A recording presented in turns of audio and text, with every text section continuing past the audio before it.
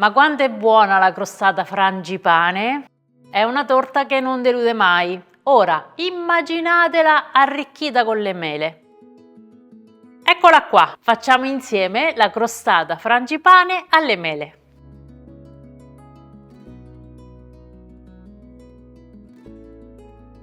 Iniziamo proprio dalla crema frangipane, quindi in un tritatutto tritiamo 100 g di mandorle.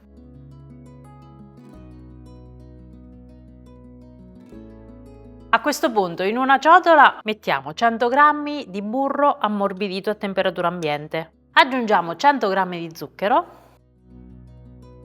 e sbattiamo fino a quando il burro diventa bello gonfio.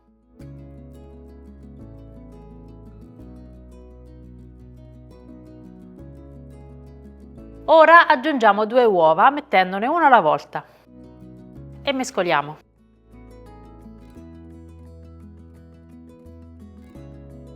Mettiamo anche il secondo.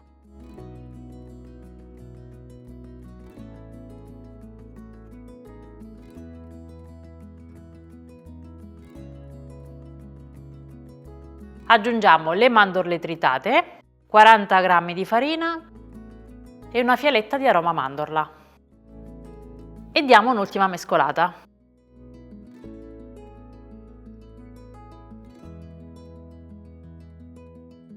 Deve avere questa consistenza, un po' cremosa. Ora prepariamo la pasta frolla, quindi in una ciotola rompiamo 2 uova, mettiamo 100 g di zucchero, 80 g di olio di semi, mezza bustina di lievito per dolci, che sono più o meno 2 cucchiaini. Iniziamo a mescolare. Io faccio tutto con le mani quando faccio la frolla. Ed aggiungiamo 320 g di farina un po' alla volta.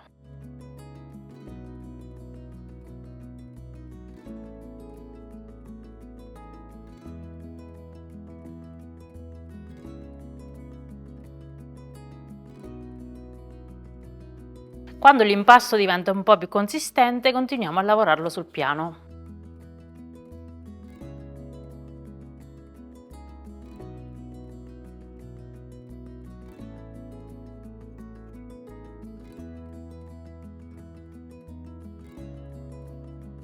Se vedete che l'impasto è ancora un pochettino troppo morbido, aggiungete qualche pizzico di farina fino a quando non diventa bello liscio e non si attacca più alle dita.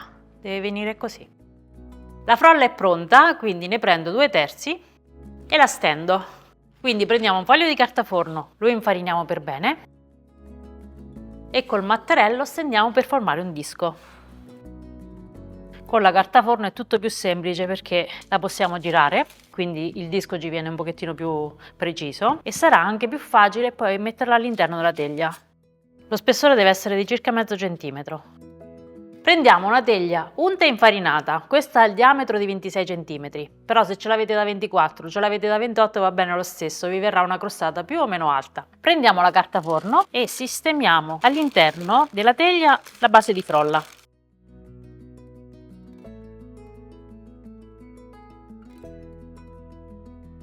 Rifiliamo un po' i bordi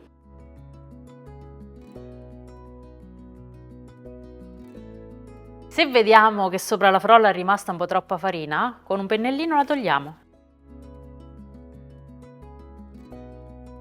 È arrivato il momento di farcire la nostra crostata frangipane e come qualsiasi crostata frangipane deve avere un bel ripieno, quindi sotto mettiamo un bello strato di marmellata.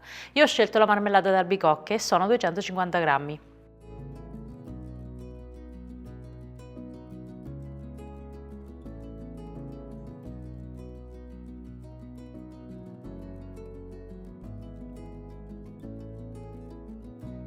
Riprendiamo la nostra crema frangipane e la sistemiamo tutta sopra la marmellata.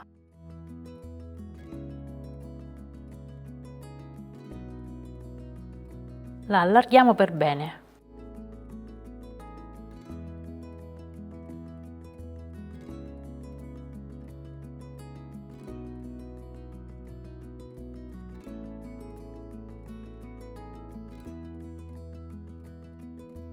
Ora, con la frolla avanzata, decoriamo la nostra torta frangipane. Io ho pensato a una decorazione molto semplice, con delle treccine sopra. Quindi prendiamo un po' di impasto e facciamo delle code. Ne prendiamo un altro po' e lo stendo a formare un'altra coda. Avviciniamole ed intrecciamole tra di loro.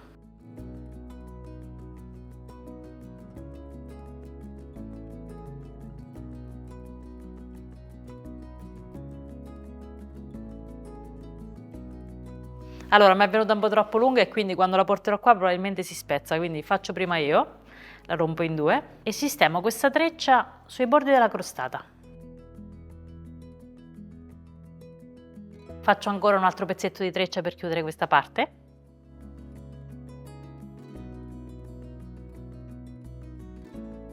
Se anche ci sono dei giunti non è un problema perché dopo in cottura non si vedrà più niente. Con quest'altra frolla ne faccio un'altra di treccia che metto proprio al centro.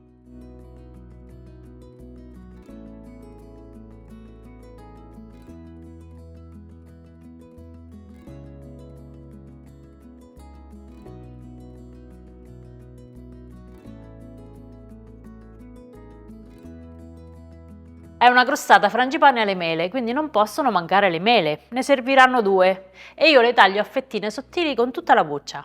Le ho scelte con la buccia rossa perché una volta cotta la torta rimarrà questo bel gioco di colore e quindi se le trovate rosse meglio, altrimenti vanno bene anche le altre.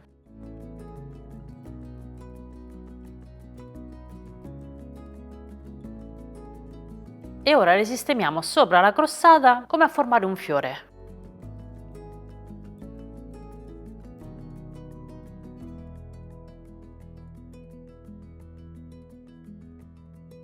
Continuiamo a mettere le fettine di mele anche nella parte centrale. Guardate un po' che bella, non sembra un fiore? Adesso la inforniamo e la facciamo cuocere a 170 gradi col forno ventilato per 45-50 minuti. Se avete il forno statico aumentate la temperatura di 10 gradi.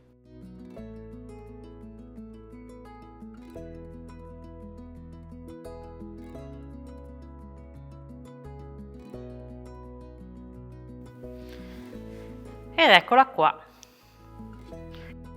L'ho lasciata raffreddare. Adesso per toglierla dallo stampo senza romperla, io di solito faccio così. Appoggio sopra un piatto, con un colpo secco rovescio. Vedete come si è cotta bene anche sotto? Poi appoggio un altro piatto sopra e giro.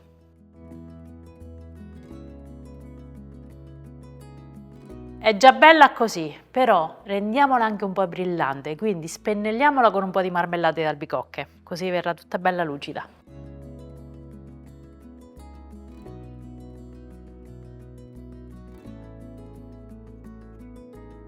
Se vedete che la marmellata è un pochettino troppo duretta per essere spennellata, la potete ammorbidire con un pochettino d'acqua, anche con un pochettino di liquore se volete.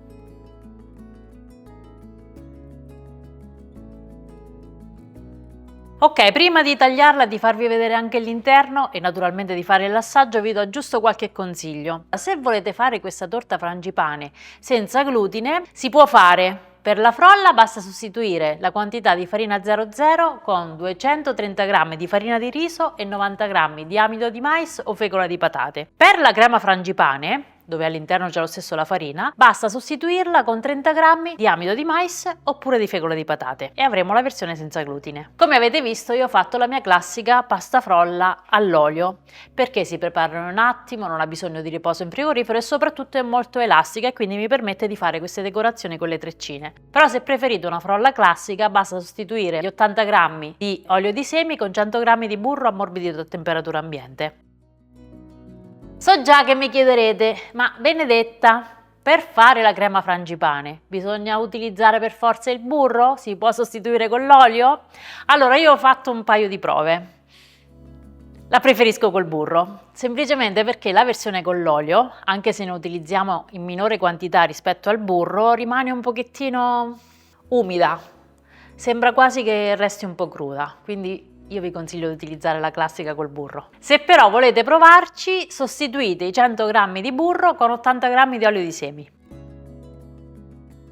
Io come marmellata ho utilizzato la marmellata di albicocche che si sposa bene con il sapore sia della mandorla che delle mele. Però se avete un altro tipo di marmellata va benissimo lo stesso. Se avete dei vasetti iniziati in frigorifero potete anche mescolarli ed utilizzarli per preparare questa torta. Per quanto riguarda la decorazione, come avete visto, io ho fatto queste treccine che ho messo sui bordi e al centro e ho ricoperto la torta con le fettine di mele. Ma se andate di fretta potete semplicemente mettere tutte mele sopra oppure fare dei rombi come si fa con la classica crostata. Ma se andate di fretta, invece di fare la frolla potete anche prendere della pasta sfoglia già pronta, quindi la srotolate, la mettete all'interno della teglia e mettete la marmellata, la frangipane e le mele e verrà buonissima lo stesso. È il momento dell'assaggio, me ne faccio un pezzetto piccolo perché questo è un vero peccato di gola.